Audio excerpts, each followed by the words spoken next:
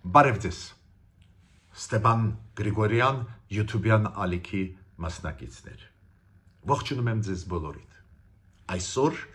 հոկտեմբերի 28-ն է, մենք շարունակում ենք մեր աշխատանքը, այսօր մենք քննարկենք մի շարք հարցեր, բայց գլխավոր երկու հարց մենք ունենք քննարկելու, ես ուզում եմ այսօր ասել իմ հստակ դիրքորոշումը կապված վարչապետ Նիկոլ Փաշինյանի և Գարեգին Երկրորդի այդ հակամարտության կամ հակադրության հետ կապված։ Հստակ ուզում եմ ասել իմ կարծիքը։ Ինչ ելք եմ ես տեսնում։ Նաև մի շարք նյուանսների մասին, որոնք ես չհասցրեցի երեք ասել, ու որոնք առաջացրեցին ձեզ մոտ շատ կարևոր հարցեր, դուք ուզում եք ճշտել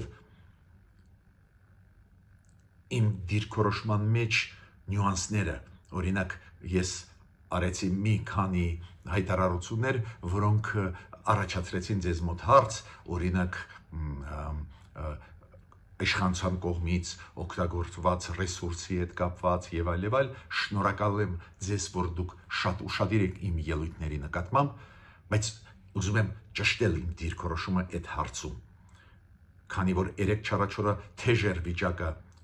Հովանավանքում, երեք մենք ձեզ հետ քննարկել ենք զգալի մասը հարցերի, բայց մի հաղորդման ժամանակ ամփոփ շատ դժվար է ամեն ինչ ներկայացնել, այսօր ուզում եմ ավարտել, շատ կարճ կխոսամ, բայց հստակ ուզում եմ ասել, որ ես համարում եմ ճիշտ որոշում, որ Գարեգին Երկրորդը հրաժարական տա եւ վերջ։ Բայց առանձին տարերի հետ կապված ես ուզում եմ իմ ճշտումները մտցնել այն ելույթի, որը ունեցել եմ երեք։ Ու նորից կրկնում եմ, շատ ու շատ շնորհակալ եմ, որ դուք ուշադիր եք այդ ելույթների նկատմամբ։ Իրոք Ստեփան Գրիգորյան YouTube-յան ալիքի շրջանակներում հավաքվել են ինտելեկտուալ գրագետ մարդիկ։ Մյուս կարևորագույն հարցը դա Նիկոլ Փաշինյանի վարչապետի եւ Արարատ Միրզոյանի արտգործնախարարի ելույթները ազգային ժողովի հանձնաժողովներում։ Դուք գիտեք, հանձնաժողովներում ազգային ժողովում սկսվեց process բյուջեի ձևավորման 2026 թվականի հետ կապված։ Ու այնտեղ գնացին քննարկումներ, մի շարք հայտարարություններ կարևորագույն արեցին եւ վարչապետը եւ արտգործնախարարը Հայաստանի։ Ու պարզ է աշխարհի անցուդարձից մի քանի խոսք ես կասեմ։ Ուրեմն սկսում ենք առաջի հարցից կապված Նիկոլ Փաշինյան Գարեգին Երկրորդ այս հակադրության հետ։ Լուրջ է վիճակը, լուրջ են զարգացումները, երեք շատ խոսացինք, չեմ կրկնի, միայն կասեմ մեկ բան։ Այո, Գարեգին Երկրորդը պետք է հրաժարական տա։ Այդ հակադրությունը պետք է ավարտվի։ Դա իրոք վատ է անդրադառնում մեր երկրի վրա։ Ինչու հենց Գարեգին Երկրորդը պետք է հրաժարական տա, դա շատ հասարակ բանի հետ է կապված։ Հիշում եք, ես բազմիցս ասել եմ, որ հարցը ոչ միայն նրանում է, որ Նիկոլ Փաշինյանը բարձրացնում է հարց կապված անձնական կյանքի հետ Գարեգին Երկրորդի, որը հակասում է հայ առաքելական եկեղեցու կանոնադրությանը։ Ոչ միայն դրանում է, ինձ համար, փորձագետիս համար։ Քանի որ Գարեգին Երկրորդը շատ ու շատ եկեղեցականներ արել են մի անգամ չէ որ հայտարարություններ, որ Նիկոլ Փաշինյանը պետք է հրաժարական տա, քաղաքական դաշտ մտան։ Բացի դրանից կոշտ հայտարարություններ արել են Նիկոլ Փաշինյանի դեմ ուղված, կառավարության դեմ ուղված մի շարք բարձր աստիճան ունեցող հոգևորականներ, հայ առաքելական եկեղեցու, նույնիսկ հայտարարություններ շատ մոտ սպառնալիքների, դրա պատճառով լիքը քրեական գործեր բացվեցին։ Ու դա բերեց նրան, որ իշխանությունը պետք է արձագանքեր։ Ավելին, համախմբումը տարբեր մեծահարուստ մարդկանց, տարբեր պրոռուսական ուժերի Հայաստանում, մի շարք քաղաքապետերի, ովքեր ունեն ընդդիմադիր կեցվածք, բայց բավական բարդ անցյալ, դա մտահոգեց իշխանություններին ու իրենք սկսեցին անել քայլեր։ Քայլերից լրջագույն մեկը դա Հովանավանքի հովանավանքում անցկացվող պատարակ եւ այս ձևով փորձ արվեց թույլատրել Գարեգին երկրորդին ցույց տալ, որ իշխանությունը կարող է քայլեր անել, կոպիտը տեղը դնել ամեն ինչ։ Ու ես տեղ իմիջիալս պետք է ասեմ, որ հիշում եք, երբ որ երեք ես խոսացի մեծ թվով մարդկանց մասնակցության մասին, ասեցի, որ մարդիկ հասարակային դա ցույց է տալիս աջակցությունը Նիկոլ Փաշինյանին, ու ասեցի, որ ադմինիստրատիվ ռեսուրս օգտագործելով նաև կային պաշտոնյաներ, մյուս կողմից ոչ ճիշտ կամ կորեկտ ձևակերպում ես օգտագործեցի, դուք շատ լավ նշեցիք, ինչու բացատրեմ, շաբաթ օր էր, պաշտոնյաները ազատ կարող էին մասնակցել այդ պատարագին ու մասնակցեցին ու զարմանալի կլիներ, եթե իրանք չմասնակցեին, աջակցություն չտային Նիկոլ Փաշինյանին, մինչդեռ իրանք մի թիմից են։ Եթե իրանք համաձայն չլինեին Նիկոլ Փաշինյանի քաղաքականության հետ Գարեգին երկրորդի նկատմամբ, դե պարզ է, դուրս կգային հրաժարական տգտային։ Ու եթե իրանք համաձայն են, պարզ է պետք է մասնակցեին, դա է պատճառը, որ բավական մեծ թիվ էր եւ պատգամավորների ԿՊ-ի խմբակցության եւ պաշտոնյաներ կառավարությունից։ Ուրեմն այդ աջակցությունը շատ տրամաբանական է ու հասկանալի է, պարզ է։ Մենք կարող ենք ասել, որ նաև դա ցույց է տալիս իշխանության հզորությունը, հնարավորությունները, բայց ցանկացած դեպքում թիմը իր չէր կարող սատար չկանգնել Նիկոլ Փաշինյանին։ Բայց նորից կրկնում եմ, գլխավոր ինչ ուզում եմ այսօր ասել, դա շատ հասարակ է։ Իրոք այդ հակադրությունը չի կարող շարունակվել, դա խանգարում է մեր պետության զարգացման ու Գարեգին երկրորդը պետք է հրաժարական տա, քանի որ ոչ միայն հարցը իր անձնական կյանքի մեջ է, ինձ համար ամենախոցելի տեղը նա է, որ մեր բարձրաստիճան եկեղեցականները մտան քաղաքական դաշտ, ինչի իրավունքը իրանք չունեն։ Մեր սահմանադրության համաձայն աշխարհիկ հարցերով իրանք չպետք է զբաղվեն։ Մյուս հարցը, որի մասին ուզում եմ ասել, միջև հասնելը Նիկոլ Փաշինյանի եւ Արարատ Միրզոյանի ասացին, ես պետք է ասեմ, ես ուրախությամբ ասեցի, որ Հայաստանում մեր ազգային ժողովում երեք ասեցի, այսօր պետք է սկսվեն աշխատանքները Եվրոնեստի շրջանակներում, դա միջպարլամենտական վեհաժողով է, մի կողմից Եվրոպարլամենտի անդամներ, մյուս կողմից 6 երկրների պարլամենտի անդամները, Հայաստան, Վրաստան, Ադրբեջան, Մոլդովա, Բելարուս, Ուկրաինա, Բելարուսը վաղուց է դուրս եկավ այդ ինստիտուտից, Լուկաշենկոն պարզ է չէր թողնի, որ շարունակեն իրանք աշխատեն, Արևելյան գործընկերությունից իրանք դուրս եկան, ուրեմն Եվրոնեստից, ուրեմն 5 երկրների պատգամավորներ գումարած Եվրոպարլամենտի պատգամավոր։ Բայց Երևանի այսօրվա հանձնաժողովների նիստերում ու վաղվա հոկտեմբերի 29-ի պլենար նիստում վեհաժողովում չեն մասնակցի ոչ Վրաստանը, ոչ Ադրբեջանը։ Վրաստանը ու Վրաստանի պարլամենտը բացատրություն տվեց, որ իրանք չեն կարող մասնակցել, քանի որ մասնակցում են այդ Եվրոնեստում նաև Եվրոպարլամենտի անդամները, որոնք Վրաստանը համարում է ու Վրաստանի պարլամենտի ղեկավարությունը համարում են, որ բավական կոշտ կեցվածք ունեն Վրաստանի նկատմամբ, Վրաստանում աջակցում են այն քաղաքական ուժերին, որոնք ծայրահեղ մոտեցումներ են ցուցաբերում, այսը պաշտոնական դիրքորոշումը Վրաստանի պարլամենտի, դա է պատճառը, որ իրանք այդ նիստին չեն մասնակցի, դա Հայաստանի հետ կապված չի։ Ադրբեջանն էլ ասեց, դրա հետ կապված չի, որ Երևանում պետք է անցնի այդ նիստը, այդ վեհաժողովը պարլամենտական Եվրոնեստի միջպարլամենտական ասամբլեայի։ Պատճառը նա է, որ Եվրոպարլամենտի անդամները, ովքեր այդ նիստում մասնակցում են, ունեն կոշտ դիրքորոշում Ադրբեջանի նկատմամբ ու կասկածի տակ են դնում Ադրբեջանի տարածքային ամբողջականությունը, սուվերենությունը։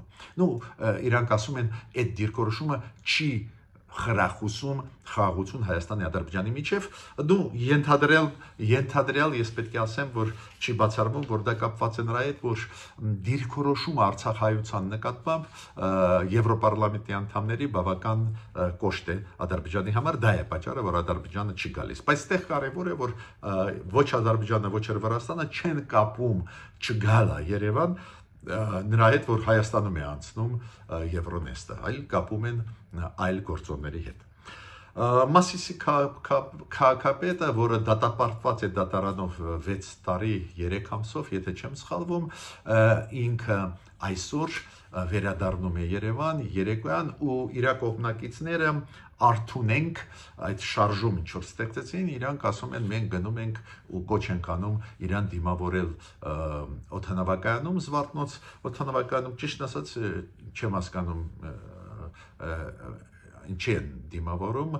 քանի որ կա որոշում դատարանի, ինչի մասին է խոսքը, ինչա իրանք խոչընդոտեն իր ձերբակալումը ու դատարանի որոշման իրականացումը, ես չեմ հասկանում դրա իմաստը։ Մյուսը Արմեն Գրիգորյանը մեր անվտանգության խորհրդի քարտուղարը նոյեմբերի 5-ին կգնա Մոսկվա։ Դա ինչի հետ է կապված։ Դու գիտեք, ԱՊ երկրների շրջանակներում բարբերաբար նաև անցկացվում են անվտանգության խորհրդի քարտուղարների համատեղ նիստը տարբեր տեղերում, այս անգամ Մոսկվայում, ու ինքը մասնակցում է։ Ես միշտ ասել եմ, որ ԱՊ երկրների շրջանակներում այդպես ակտիվ մասնակցությունը այդքան էլ օգտակար չի, բայց կասկածի ես չունեմ, որ Արմեն Գրիգորյանը գնում է, քանի որ այս նիստը ինչ որ իր մեջ կարևոր բաղադրիչներ պարունակում է։ Մյուսը Դոնալդ Թրամփը շատ հետաքրքիր դիտարկում արեց, դու գիտեք, Պուտինը ասեց, որ իրանք ունեն թևավոր հրթիռներ,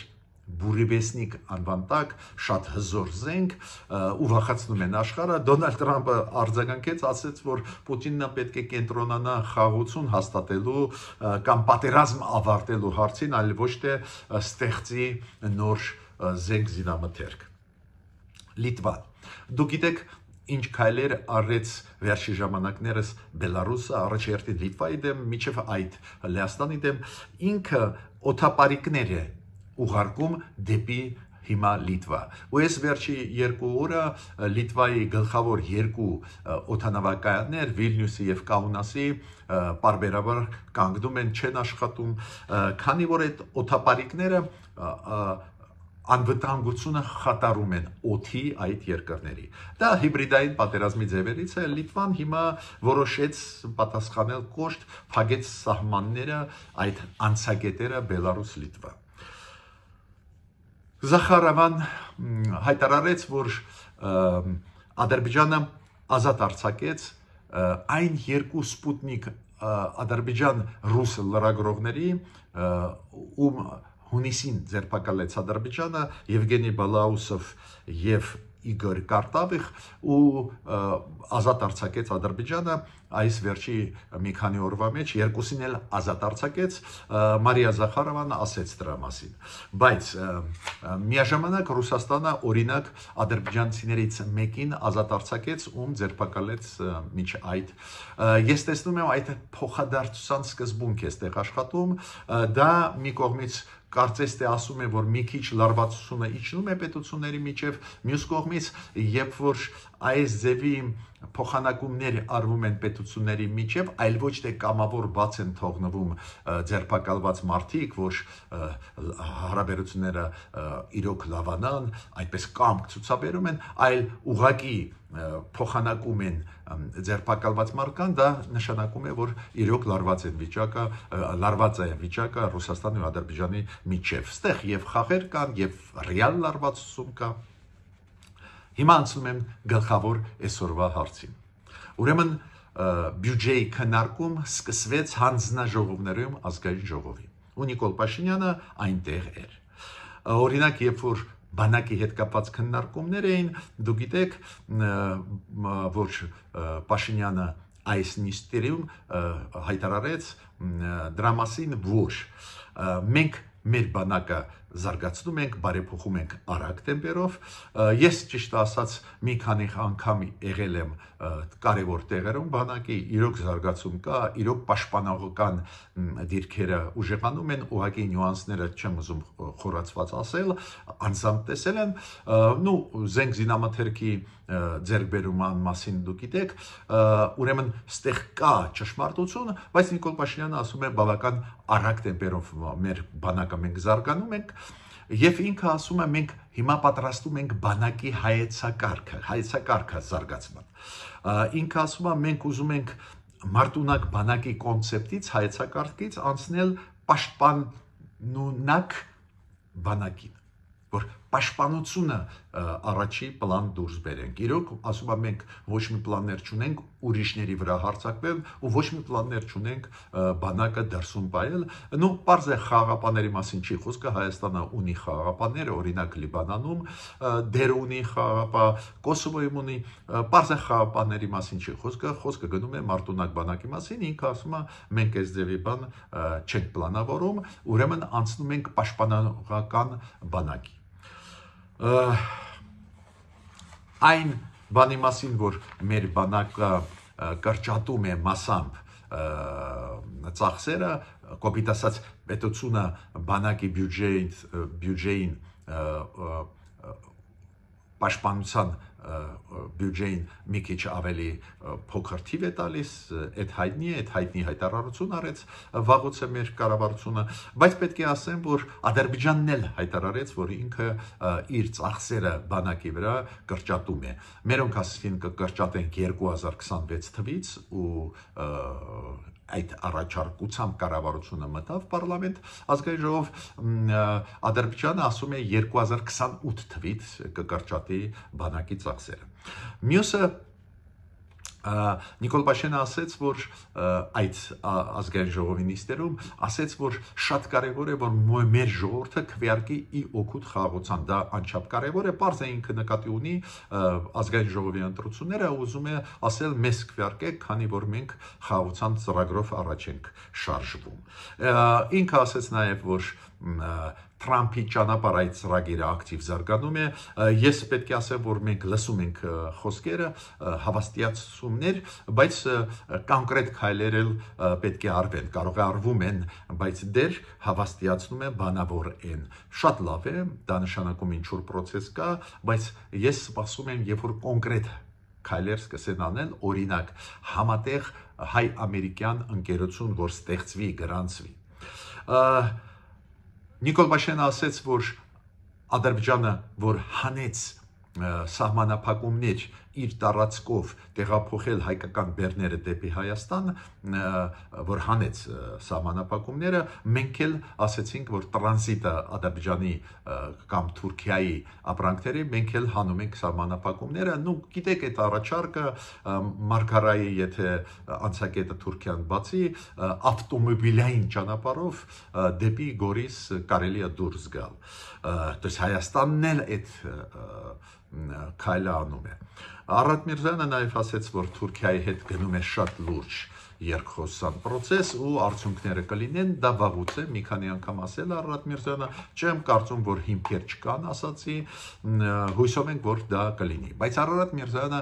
նշեց շատ կարևոր բան իր ելույթում ազգային ժողովում։ Ինքը ասեց, որ մենք ունենք մեկ տարաձայնություն սկզբունքային Ադրբեջանի հետ։ Ադրբեջանը ուզում է, որ մենք փոխենք սահմանադրությունը, մենք ասում ենք, այդ հարցը լուծված է հենց խաղաղության պայմանագրում, որը նախաստորագրված է։ Այնտեղ կետերից մեկը, եթե ես չեմ սխալվում, դա 7-րդն է, գրված է, որ վավերացումից հետո այդ խաղաղության պայմանագիրը կունենա ուժ ավելի մեծ, քան թե Ադրբեջանի ու Հայաստանի սահմանադրությունները։ Ուրեմն ոչ մի խնդիր չկա, որ մեր սահմանադրությունում կա խաղում, օրինակ անկախության հռչակագրի։ Դա շատ լավ մեսիջ է Արարատ Միրզյանի կողմից, դες իրանք ասում են, դե սկսեք էլի աշխատել, վերջնական ստորագրեք, քանի որ ստեղ ոչ մի վտանգ չկա, ու եթե մենք փոխենք սահմանադրությունը, այդ սահմանադրությունը մենք լավագույն դեպքում 2027 թվին կկարողանանք փոխել, ոչ շուտ։ Ուրեմն ինչի ձգձգել այդքան ժամանակ կորցնել։ Դա է միտքը Արարատ Միրզյանի։ Սփյուռք Գայլյանը մեր արդարադատության նախարարը։ Գիտեք ինքը ինչ ասեց, երբ որ հարցրեցին սահմանադրության փոփոխությունների հետ կապված պարլամենտում, ինքը ասեց, այո, սկսվեցին քննարկումներ համապատասխան հանձնաժողովում, որը կապված է սահմանադրության բարեփոխումների հետ, ու ինքը ասեց, բայց առաջի գլուխը մենք չենք էլ քննարկել, հենց առաջի գլխի հետ է կապված, դու գիտեք, այդ կապը մեր սահմանադրության անկախության հռչակագրի հետ։ Ուրեմն ասում է անջատում այդ հռչակագրի ստեղ փոփոխություն դեր մենք ոչ էլ սկսել ենք, ոչ էլ նախատեսում ենք։ Բայց նորից կրկնում եմ, այդ մեսեջը Արարատ Միրզյանի ճիշտ է, չի եք ձգձգում Ադրբեջան, ոչ մի խնդիր ստեղ չկա, քանի որ պայմանագրում ֆիքսված է այդ խնդիրը, որ պայմանագրի ուժը վավերացումից հետո հայ-ադրբեջանական պայմանագրի ուժը խաղաղության պայմանագրի վավերացումից հետո կունենա ավելի մեծ ուժ, քան թե ներքին օրենսդրությունը եւ Ադրբեջանում եւ Հայաստանում։ Ես ավարտեցի իմ ելույթը, մինչ նոր հանդիպումներ։